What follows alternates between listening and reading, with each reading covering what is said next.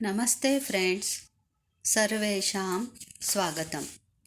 Today, 8th stanza of Sri Venkateshwara Stotram.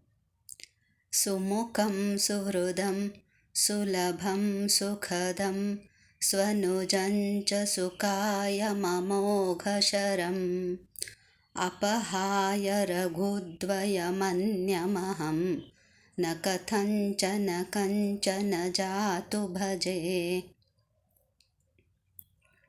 O God, you have a pleasant face. You have a good heart. You are easy to reach. You are the happiness giver. You are the brother of yourself. You have a perfect body. You have the greatest arrow. O God, who is from Raghu family, please overcome my difficulties.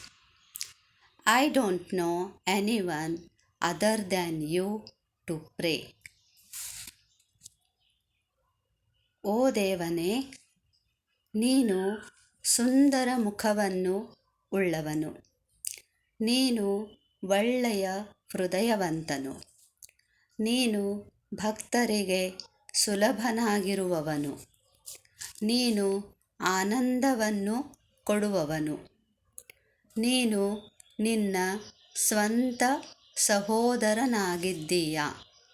ಉದಾಹರಣೆಗಾಗಿ ಬಲರಾಮ, ಕೃಷ್ಣ, ಇಂದ್ರ, ಉಪೇಂದ್ರ.